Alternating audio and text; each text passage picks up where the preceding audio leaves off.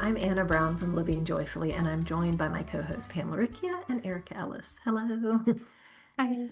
Happy to have you both here. Before we get started, I wanted to encourage you to check out the Living Joyfully shop where you can find Pam's books, coaching options, and information about the Living Joyfully network. Also, check out our Substack When School Isn't Working at whenschool.isn'tworking.substack.com. It's a great resource to share with friends who are feeling stuck, and when you're hearing those stories about kids being upset or crying or things not working and people just kind of feeling at their wits' end, it's just a good piece for that. And we would love to have you join us there. Today on the podcast, we're talking about navigating all the needs. This is a big topic. And I'm excited to have the chance to dig into it today. Erika, would you like to get us started? I would. Yeah, I love this topic too. And it's been a monthly theme on the Living Joyfully Network, which was really fun. So basically, I see navigating all the needs as one of the biggest puzzles of parenthood. In many cases, we're going from only being responsible for ourselves to then being in partnership with someone else to then adding children one by one.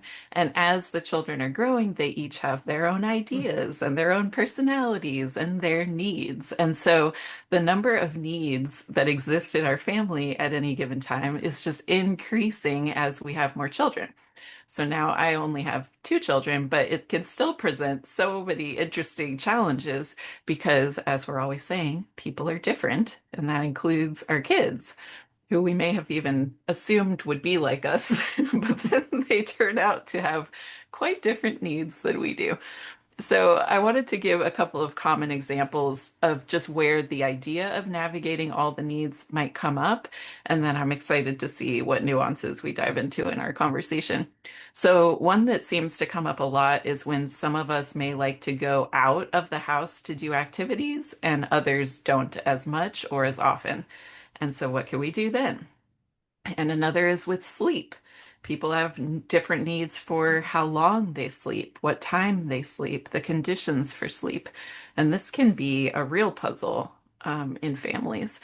And finally, another example that comes to mind was during that time of early childhood when we have babies and toddlers and how to fit in the care needs of the adults when the children just have so many kind of seemingly constant care needs. So just the basics like eating, Yeah. showering, rest, and movement. Sometimes it could just feel overwhelming to try to figure out these kind of challenging moments. And what I like about the kind of deep processing and thinking that we do here on the podcast and in the network and really just on my unschooling journey overall is that it that kind of processing invites me to slow down, get curious, and really assume that there are ways to figure it all out. Like everything can't always happen at the same time, but there will be solutions that we can find that will address all the needs the best that we can. And so I think coming in with that kind of mindset really helps when it starts to feel like there's just too many, like in quotes, competing needs. So those are my initial thoughts. Good ones. Yeah, I love your examples. Those are pretty common ones that we hear about and see in the network all the time. And like for me, and when I think back to like I'm thinking about the transition to the idea of meeting all the needs because at first it could just feel like overwhelming. It's like, how on earth? No, someone needs to kind of judge which needs we're going to meet and which ones we can't meet. And here's the most effective slash efficient way to meet those needs. And, we feel like we're doing our best for the people that we love, right? And it can feel very disappointing, disconcerting when people don't appreciate all the work we did to think all that through and figure this out. Like that was a lot of work right there. But yeah, when I came to see that, that's really when like my my mantra for myself of being open and curious came, right? And it was encouragement from other unschoolers who were further on the journey than I. Like, no, it's possible. It can be done. And so it'd be like, okay, like I'll try it and see. So it was making that shift to being open and curious, open to it doesn't mean me not thinking it through at all. I can have ideas and, that consider everyone who's involved and also like the bigger picture context that I see that others might not see, etc. But, as we were talking about in the last episode, people can't read our minds. If I just show up with Yeah. a plan that's the most effective and efficient, like are you going to get buy-in when people aren't knowing what's going on? And when the kids are younger, yeah, maybe that's your partner, Yep. right? Anybody else who's involved. And the communication is the clues, like even if they're not verbal from our kids, the resistance, the crying, that like all those pieces are communication to tell us when something that we're trying to do is or isn't working and helping. So being open and curious was so helpful just to be open to seeing and hearing other people's perspectives, right? And what their needs are. And sometimes it's helping them sort out what the actual need is. Like, I want to do this. So, well, why? What's going to be really fun about that? Like, and we can join them in that excitement rather than trying to shut things down right away, right? If we want to navigate all the needs, we need to like be open to hearing about them and to actually find or try to find the root of it, right? Because maybe I want to go here, I want to go to the park. And if you can get more into the details of it, then it can be a lot easier to find that common ground where we can meet that need. Like you're saying, Eric, maybe it's not right now. Maybe it's okay if we do it in the evening when someone else is home to stay with someone who doesn't want to go. Like just being so curious about what does that really mean to you? What would feel good about doing that thing so that we can meet that need, getting to the need rather than the action that someone's proposing that would meet the need. Like there's a Yeah. Right. distinction, a level, a depth to it.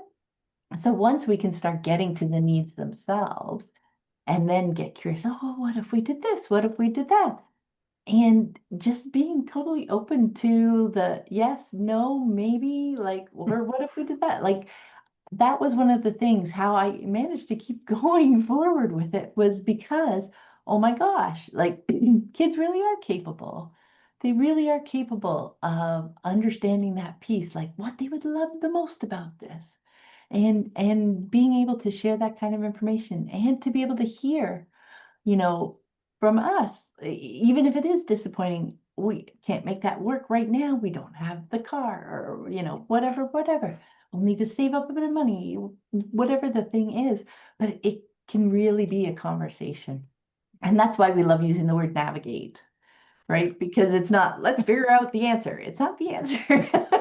You may eventually, you will come to a path and you'll take the next step on the path and it might tweak, along the way before you ever get to like the end of whatever the moment is. But yeah, for me, it was so much about the shift to being open and curious to with our kids and having those conversations. Yeah.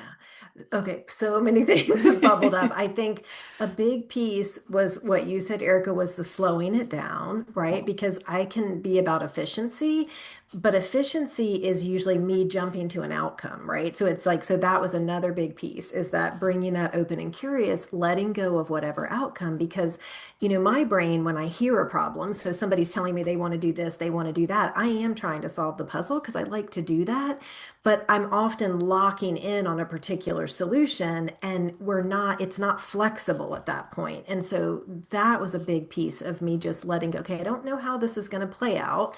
We got a lot of competing needs, but I'm going to slow down. We're going to dig in a little bit, like you were saying, Pam, get to what's underneath of it. Okay, what's at the playground? Oh, you're actually just wanting to fly this kite or do this particular thing. We can actually do that right out here in the street in front of us or in the backyard. Okay, you're not wanting to go because you want to still play your, device and whatever. Okay, we can bring that with us or we can set up something. It just once we have those conversations, I think another big piece, two other things that bubbled up was the creativity. I think when we slow down and have that like, that's where the creativity comes in. And the kids are so creative because I would sometimes get stuck on maybe fair or like try, I don't know, something that would be in my mind about it. And their solutions, I'm thinking, hmm. But they were both happy with it, right? So it was like, okay, why am I inserting anything over this? But when we're all creatively listening to what are the roadblocks for each person, we get a chance for everybody to be creative. Yeah, I'm okay to wait till tomorrow. Can we then add this thing to it if we do it tomorrow? Yes, we can do that. And then this time we can get this. So that creative problem solving, collaborative kind of energy I really loved. And I think another big piece, this was kind of mindset shift, was trust. So for me, I had to have this deep abiding trust that we could solve it, that we could figure out a way that we could all feel comfortable. And again, it might take a little bit of time. It might not be right in that moment, but that trust, what I found in our family was me having that trust suddenly like fostered that trust in everybody. So again, even when we bump up against something that felt like there's no solution here, sometimes if I was feeling a little low on, are we going to get there? They would go, we're going to figure it out. And so I loved that that was just the energy of like, we'll just keep at it. We'll figure it out. We may have to step away for a minute and come back depending on what it is. But there is room to trust that we can find solutions that feel good to everyone. And so that's kind of the problem solving piece of like when you have those kind of competing needs. But I think you touched on too, Erica, that just sometimes it's like young kids and how do we take care of ourselves and all of those pieces. And that's a little bit different. But I think the slowing it down, creative energy, trusting that there's plenty of time and that we can find it calms me enough to then see the moments where I can take care of myself or the moments where we can create a little bit more space around something. Anytime I'm getting worked up and tight or too far ahead of myself, it actually just compounds whatever's happening in the moment that's feeling stressful. Yeah. Like when if we get too caught up in seeing the finish line, like we can picture how it would work, we have the vision of that. If we get stuck there, then we can't see all the other possibilities that really could get us to the same place. And so yeah, like with that, with the little kids kind of situation, I think a lot of parents really try to just do it all themselves and not ask for help because that's the vision and they should be able to do it. And so, just little things like there are lots of ways that we can solve this problem. There are ways that we haven't thought of yet. Getting creative, getting unconventional, like what works for someone else. Um, Maybe it doesn't even work that well for someone else. But anyway, what we see working for someone else may not be the solution for our family. It just depends on, the different individuals in our family. And I think when we really value every family member's kind of contributions to these kinds of conversations, it's just so amazing. Like it's such a great experience for kids. It's a great experience for parents to be able to like all be working together as a team. It's something that we might not have experienced ourselves as kids. And so I think, Yeah. that's why it kind of is a learning curve and takes some time to be like, okay, how do we even do this? Like I'm so used to the parents just say what's going to happen and then that's what happens and that's the answer. But we all know that like that sort of parenting has some downsides to it. And so if we're trying to do something different, getting everyone involved in the conversation, making sure that everyone knows I hear your needs too, and those are also important. Like that's as important to me as getting my needs met, and we can figure out a way that all of these things can happen. I think it's just, I mean, that's really valuable kind of like problem solving and conversations to have, like that they could take with them in their adult lives. Oh, yeah, yeah, that's a big thing. Two things that bubbled up for me with when both of you were speaking. One is I remember like when the kids were younger and I was trying to navigate my own needs in this very hands-on care season. Um, what I found was like when I was trying to make those plans, like for the shower or for the whatever, like this bubbled up when you said, Anna, like finding the moment, because I would try to plan it. It would be like, okay, at 3 o'clock, they have their nap and I'm going to take my shower. But then they don't fall asleep at 3 o'clock. And my shower plans are shot, another day, like whatever it is. But it was that shift from trying to plan ahead and making life fit those plans versus I'm just going to pay attention to when I can have 10 minutes to jump in the shower. And it may not look like we're expecting, like somebody drops in and they can Yeah. hold the baby for 10 minutes while I go jump in the shower and they have no problem. I don't have to entertain them, etc. They would love to have some quiet time. It's now it's just saying like these, and then it's the creativity you were talking Yeah. about. These are like the things that I would like to do, and I'm going to watch out for moments, right? So adding those into the flow, weaving them into what's actually happening versus trying to create what happens to match some future plan I have in my head. So that was the first thing that bubbled up. The other piece was, and it's something I bring up when things like these conversations come up when we're chatting with our kids. It's also, I guess, a couple things. Number one, it doesn't have to be like everybody involved talking together to come up with the plan. Like maybe it's me going and talking with one child and like, okay, trying to speak with them about what their needs are and why this doesn't feel good and blah, blah, blah. Because having an audience maybe just doesn't feel good to them or getting comments from others, like trying to work it out, like giving people the space to think about their needs, to Yeah. talk about their needs, to feel validated, to be validated about their Mm-hmm. needs. And then with a deeper understanding that you can go talk to the next child and kind of bring, oh, well, that doesn't feel good because of this. Maybe we could try this. And like, so there's a depth of understanding as they're learning a little bit about each other as well through me alongside trying to figure out. So there were times when I was like, doing that circle for a while, until we figure out, oh yeah, that'll work, that'll work, that'll work. Okay, off we go. So that was the piece. And then the other piece was for ones who aren't as much into the conversation, they're still communicating. Even as young kids, it's like, no, I don't want to talk about it. I mean, that's communication, Yeah. right? That's Yeah. letting you know something. So maybe it's us like taking a guess, and maybe just getting some sort of maybe a short word, maybe a shrug, maybe a nah, and just like kind of circling back and also knowing, okay, that is not the child in this season that I go and give long 5-minute paragraphs to about explaining all the context and everything that's going on. Maybe it's like a 3 cents. Oh, think about doing this. Sound good?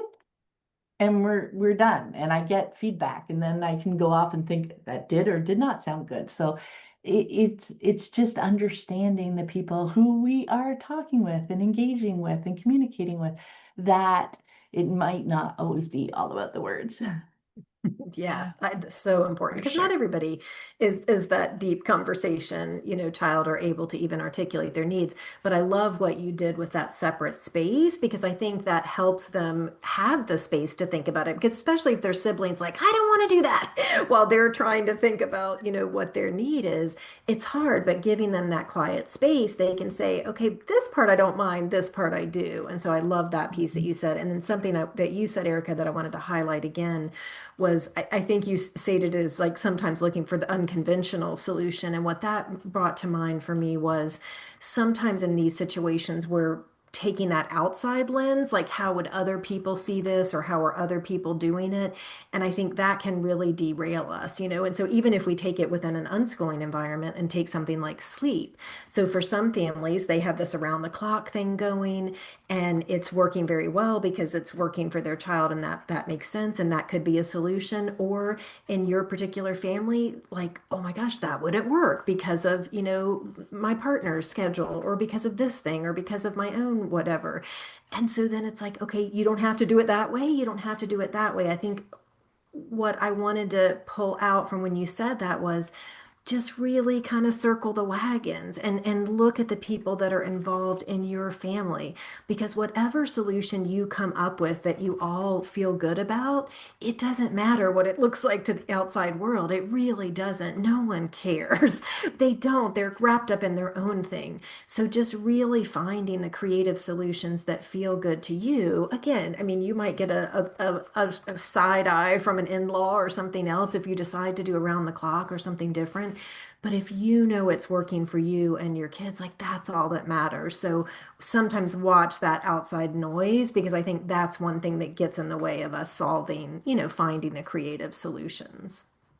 Yeah. I had made a little note that says, make sure you're not just responding to what will they think Right. about our That's it. solutions. So, right, like, and also I know we talk about this a lot, but like it's not like you find the one answer and then that's going to work Forever. forever either. So, this is just an ongoing, as needs come up, as we see what's rubbing, as like as problems come up, conflicts, whatever it feels like in your family, like then we do it again. And so we get practice figuring out, okay, so now.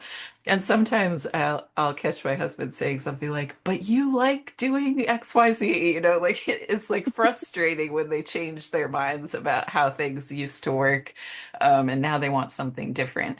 But I think that happens to all of us, like we all are growing and changing. And so what works to meet our needs during one season, it's not going to work for another season. And that was another thing I wanted to bring up is just seasons, like just to keep grounding back into even when this feels like too many needs at once, eventually it's going to change. Yeah, I Yeah. think, And I'm sorry, oh, just really quickly, I think what you just said could actually be helpful for the outside voices too, to just say for now. This is what's working for us for now. So maybe that calms them if they're thinking, wow, that's looking really unconventional or strange. But it's like, oh, they found something that's feeling good for now. But sorry, go ahead, Pam. oh no, that's fine. That's great. And because what I was taking away from I love the seasons thought, and I think it can help in both ways, right? Like when things are going well, it's not getting attached to like your husband, but this is the way it's been, you like this thing or you don't like this thing. Like and not taking it in like as a failure. Like if we like we've solved this. This is the way that works for us now. And if something breaks in that, like stops working, starts rubbing, that if we take that on as a failure, like then we're our energy can feel judgmental to the person who has changed. Like why did you change? Why don't you like this anymore? Like all those pieces. So thinking of it in seasons as seasons can help with that. And then also when things aren't going well, when you're in a season when things are rubbing, when you're still trying to figure out how this might work, where everyone's needs are getting met, whether it's trying to figure out sleeping arrangements or whatever, it can feel like you'll be stuck there forever and like we'll never find a solution, etc. So again, reminding ourselves that this is a season, as you were saying earlier, I know we'll figure this out at some point, not putting agendas and timetables and targets and everything on it can just be so helpful to keep that open and curious energy as you're navigating something. Yes. Okay. Well, thank you everyone for joining us. I hope you enjoyed this conversation. I know we're not solving all the how it is to navigate all the needs, but hopefully some ideas about slowing down, being creative, just some other things because for me, that shift of energy can make such a big difference. So I appreciate all the things that came up during this call, and hopefully it sparks some ideas for meeting the needs in your families. We would love, love, love for you to join us at the Living Joyfully Network. It is such a beautiful, supportive community, and we love diving into these topics. And it just really feels, I don't know, it feels great to move through some of these situations with other people because we're all so different. We're coming from different countries, different places of life, different ages of children, but the ideas and that intention is there, and it really makes such a difference for the conversations. And I find them just so rich and really, really enjoy it. So if you would, yeah, we'd love to learn more and join us. You can follow the link in the show notes or go to livingjoyfullyshop.com and click on the community tab in the menu. Thanks for listening and joining us today. Bye. Bye.